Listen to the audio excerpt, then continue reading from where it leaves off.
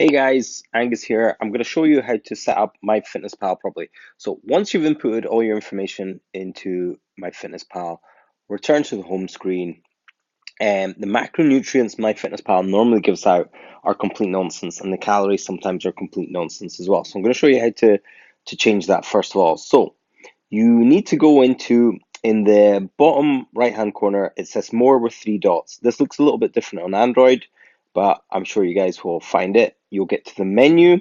Then looking down the menu from the top to the bottom, it says goals. You want to click on that one. So into goals. Then if we go down here to where it says nutrition goals, calories, carbs, protein, and fat goals. Click on that one. Here you come to this page. Now we need to input our calories, but we need to find our calories first. So in the bottom of this video or in the email, there's a link to a calorie calculator.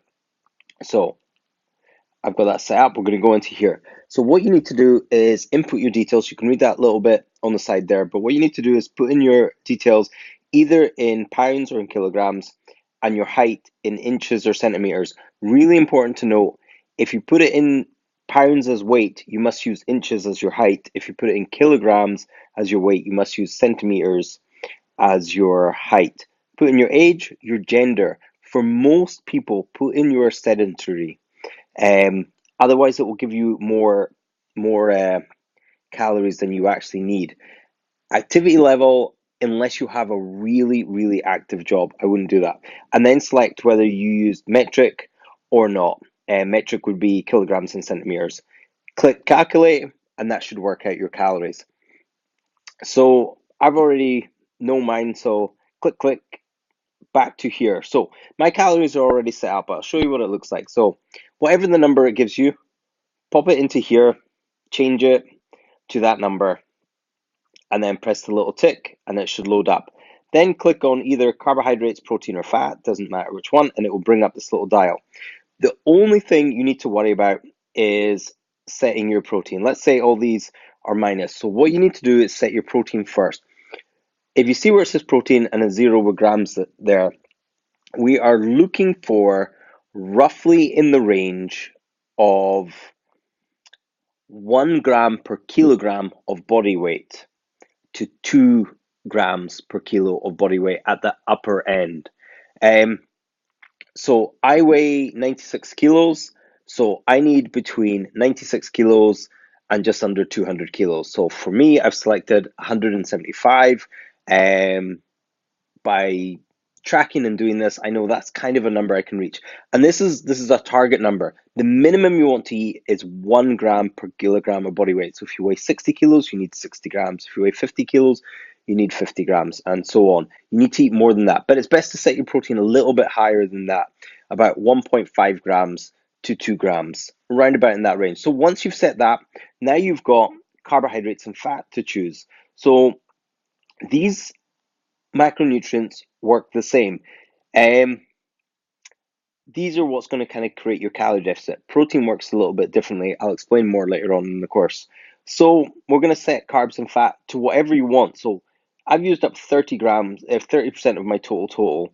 So I can select whichever one I prefer. And I prefer carbs. So I'm going to go 45% carbs and 25% fat. But you can choose that any which way, and it doesn't matter because some days I'll eat more than that and some days I'll eat under that in carbs and fat, as long as my calories are calculated at the end. So that's that set up, and that's that set up. Probably if you have any problems, please just message me.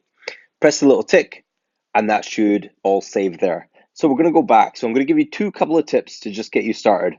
So you go into diary. This is where you log your food.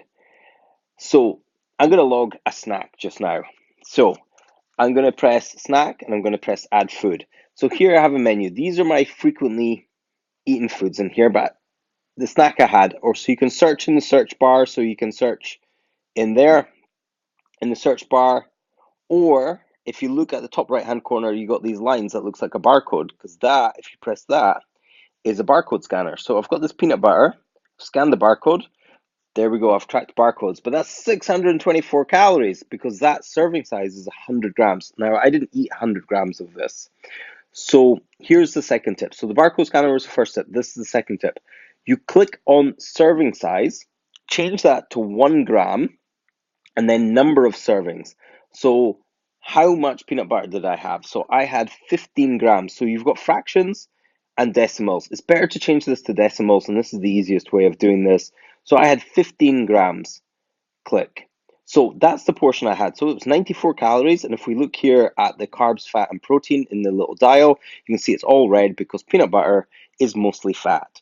And again, because we set up our macronutrients, I know how much peanut butter I can have, or I know how much fat I can have in one day. So that snack's fine. So I'm going to just press tick there, and I'm going to have that.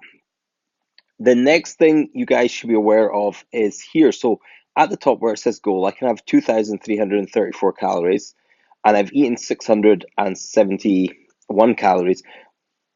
Plus, it's got my exercise here, so it's giving me more calories. So when you come here to the exercise, because I've done a walk and a workout today, you need to, unfortunately, swipe these away.